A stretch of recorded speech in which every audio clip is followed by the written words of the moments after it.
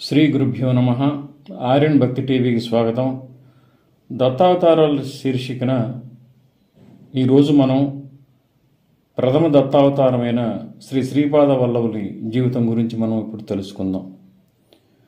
శ్రీ శ్రీపాద వల్లభులు త్రిమూర్తి స్వరూపుడైన దత్తాత్రేయ స్వామి యొక్క మొట్టమొదటి పూర్ణావతారం. శ్రీపాదుల వారు 1320 నుండి 1351 సంవత్సరం వరకు తమ భౌతిక దేహంతో ఈ భూమి మీద సంచరించి ఎందరినో అనుగ్రహించారు. వీరు గణపతి అవతారంగా భావించి చాలామంది పూజిస్తూ ఉంటారు. అయితే ఎక్కువ శాతం ప్రజలు మాత్రం వీరు అపర దత్తావతారులుగా కీర్తిస్తారు. తమ 30 ఏళ్ల భౌతిక శరీరంతో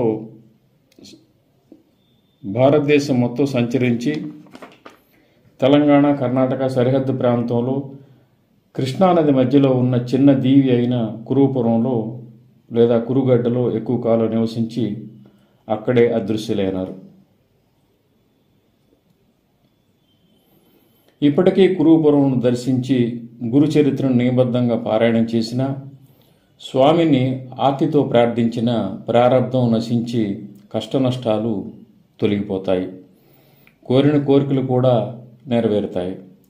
శ్రీపాదుల వారి జీవిత చరిత్రైన శ్రీపాద చరితామృతాన్ని భక్తి శ్రద్ధలతో కురుపురంలో పారాయణం చేసి అన్నదానం గనక ఇక్కడ చేసినట్లయితే శ్రీపాదుల కృప అమోఘంగా వర్షిస్తుంది. ఎంతటి జటిలమైన సమస్య అయినా తొలగిపోతుంది. అన్నింటినీ మరిచి ఎవరైతే నన్ను ధ్యానిస్తూ ప్రార్థిస్తూ ఉంటారో వారిని అన్ని విధాలా రక్షిస్తానని శ్రీపాద శ్రీవల్లభులు అభయమిచ్చారు. గురుచరిత్ర పారాయణం, శ్రీపాద చరితామృతం పారాయణం, సిద్ధమంగళ స్తోత్రం, ఘోర కష్టోద్ధరణ స్తోత్రం వంటి వాటిని నిత్యం పఠిస్తూ ఉంటే శ్రీపాదుల అనుగ్రహం మనకి ఖచ్చితంగా కలుగుతుంది. సిద్ధమంగళ స్తోత్రం ప్రతిరోజు పఠిస్తే స్వామివారు ఖచ్చితంగా ప్రసన్నులవుతారు. రోజు 9 సార్లు సిద్ధమంగళ స్తోత్రాన్ని పఠిస్తూ గురువారం రోజు అన్ని నియమాలను పాటిస్తూ ఉన్నట్లయితే జీవితంలో వచ్చే విఘ్నాలు, కష్టాలు, సమస్యలు నశిస్తాయి. తలచిన పనులు నెరవేరుతాయి. అన్ని మనోభీష్టాలు సిద్ధిస్తాయి. శ్రీ బాపనార్యుల వారు శ్రీ గురుదత్తులు తమ మనవడిగా జన్మిస్తారని తెలుసుకొని ఈ సిద్ధమంగళ స్తోత్రాన్ని గానం చేశారు. ఈ స్తోత్రం చాలా మహిమ కలిగింది. వాసుదేవానంద సరస్వతి స్వామీజీ అనుగ్రహించబడిన ఘోర కష్టోద్ధరణ స్తోత్రం కూడా చాలా శక్తివంతమైన స్తోత్రం. ఈ స్తోత్ర పారాయణం వల్ల శ్రీపాదుల కృప అమోఘంగా వర్షిస్తుంది. ఇహపరాలకు మార్గాన్ని మనకి చూపిస్తుంది. శ్రీపాదుల వారు 1920 సంవత్సరంలో భాద్రపద శుక్ల చవితి అంటే వినాయక చవితి రోజు సింహలగ్నం, చిత్తా నక్షత్రం, కన్యారాశిలో నేటి ఆంధ్రప్రదేశ్లో ఉన్న పిఠాపురంలో అప్పలరాజు, సుమతి దంపతులకు అవతరించారు. అప్పలరాజు వంశీయులు దత్తభక్తులు. శ్రీపాద శ్రీవల్లభుల కంటే ముందే వీరికి 3 సంతానం ఉంది. 2 మగపిల్లలు, 1 ఆడ సంతానం. 2 మగపిల్లలు కూడా ఒకరు మూగ, మరొకరు అంధులుగా జన్మించారు. ఒకనాడు గృహంలో అప్పలరాజు దంపతులు పితృకార్యం నిర్వహిస్తున్నారు. భోక్తలుగా శిష్టులైన బ్రాహ్మణులు అప్పటికే గృహానికి విచ్చేశారు.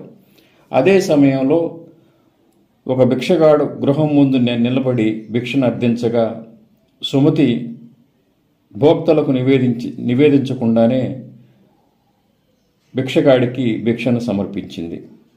ఆమె నిర్మల భక్తికి మెచ్చి ఆ భిక్షగాడు శ్రీ దత్తాత్రేయులుగా దర్శనమిచ్చి అనుగ్రహించారు. సుమతి భక్తికి మెచ్చి కోరికను కోరుకోమనగానే తమ సంతానంగా జన్మించాలని సుమతి వేడుకున్నారు. 16 సంవత్సరాలు మాత్రమే గృహంలో ఉంటానని వాగ్దానం చేసి శ్రీగురులు అంతర్ధానం అయ్యారు. కొంతకాలానికి శ్రీపాదుల వారు ఆ గృహంలో జన్మించారు. శ్రీపాదుల వారు బాల్యంలో చాలా మౌనంగా ఉండేవారు. అంటే ఎవరితో ఎక్కువగా మాట్లాడేవారు కారు, ఎవరితో ఎక్కువగా కలిసేవారు కారు. 8వ ఏట ఉపనయనం చేసిన వెంటనే వేదాలను అలవోకగా స్వరయుక్తంగా గానం చేశారు. అప్పుడే అందరికీ అర్థమైంది ఈ బాలుడు దైవాంశ సంభూతుడని, వీరి పాదాల యందు ఇంకా శరీరం మీద శుభచిహ్నాలు ఉండటం వల్ల శ్రీపాద శ్రీవల్లభులుగా ఖ్యాతి గడించారు. తమ 16 ఏట శ్రీపాదులు వారి భక్తులను సాధువులను ఉద్ధరించడానికి దేశాటనకు బయలుదేరారు. ఆ 16 ఏటనే సన్యసించారు.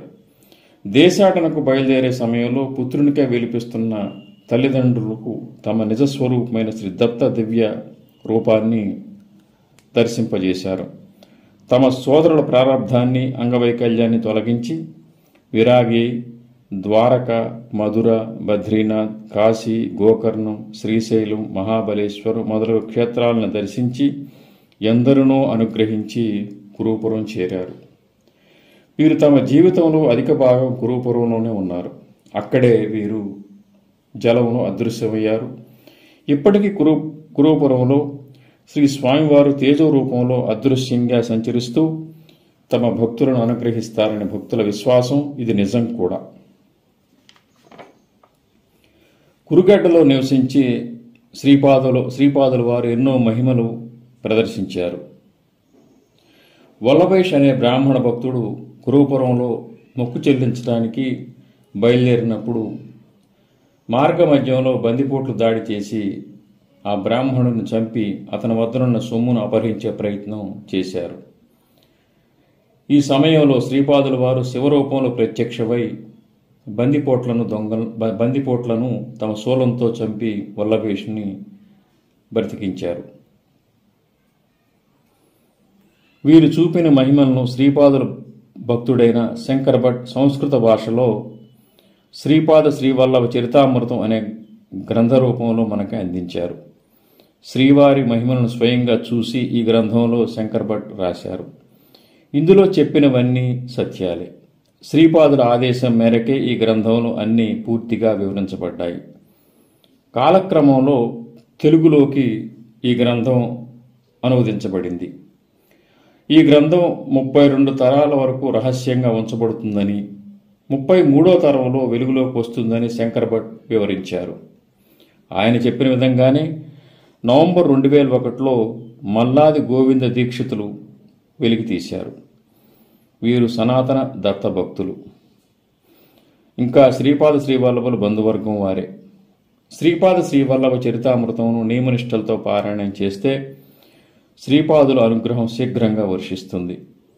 కురూపురంలోని వటవృక్షం కింద కూర్చొని భక్తి శ్రద్ధలతో సప్తాహం పాటు అంటే 7 రోజుల పాటు ఈ గ్రంథాన్ని పఠిస్తే ఎంతటి కష్టమైనా తీరిపోతుంది. ఇది చాలామంది భక్తులకి అనుభవంలో నిరూపించబడింది. ఇదే కాకుండా గురుచరిత్రను నియమనిష్టలతో కురూపురంలో పారాయణం చేసినా అన్ని అభీష్టాలు నెరవేరుతాయి, కష్టాలు కూడా తిరిగిపోతాయి. ఆరోగ్య, ఆర్థిక, ఇతర సమస్యలు తీరిపోతాయి. శ్రద్ధాభక్తులతో పఠించే వారికి శ్రీపాద శ్రీవల్లభులు పాదుకా రూపంలో స్వప్నంలో కనిపిస్తారని చాలామంది దత్త భక్తులు తమ అనుభవాల్లో తెలియజేస్తున్నారు. ప్రతిరోజు గృహంలో ఈ గ్రంథంలో రోజుకొక అధ్యాయాన్ని పఠిస్తూ సిద్ధమంగళ స్తోత్రాన్ని ప్రతిరోజు 9 సార్లు పఠిస్తే అన్ని కష్టాలు తీరిపోతాయి. అంటే రోజు గృహంలో శ్రీపాద శ్రీవల్లభ చరితామృతం నుంచి ఒక అధ్యాయాన్ని కానీ లేదా గురు చరిత్రలోని ఒక అధ్యాయాన్ని కానీ ప్రతిరోజు పఠిస్తూ ఈ అధ్యాయాన్ని పఠించిన తర్వాత సిద్ధమంగళ స్తోత్రాన్ని ప్రతిరోజు 9 సార్లు కనుక పఠిస్తే అన్ని కష్టాలు తీరిపోతాయి. నియమ నిబంధనలు ఏమీ లేవు. ఇవేమీ చదవలేని వారు దిగంబర దిగంబర శ్రీపాద వల్లభ దిగంబర అనే స్మరణ మంత్రాన్ని ప్రతిరోజు వీలైనన్ని ఎక్కువసార్లు జపిస్తూ ఉంటే వీరికి దత్తానుగ్రహం కలుగుతుంది. పేద సాధలకు గృహంలోని పెద్దవారికి తమ వంతు సహాయ సహకారాలను అందిస్తూ శ్రీపాద శ్రీవల్లభుల నామాన్ని కనుక స్మరిస్తూ ఉంటే వెన్నంటి శ్రీపాదులు మనల్ని వెన్నంటి కాపాడుతారు. ఇది సత్యం. దత్తాత్రేయులు స్మృతులుగామి అంటే స్మరించిన మాత్రం చేతనే సంతుష్టులై దర్శనమిస్తారని అర్థం. ఆయన అవతారాలకు ఉండే లక్షణాలు అంతే ఉంటాయి.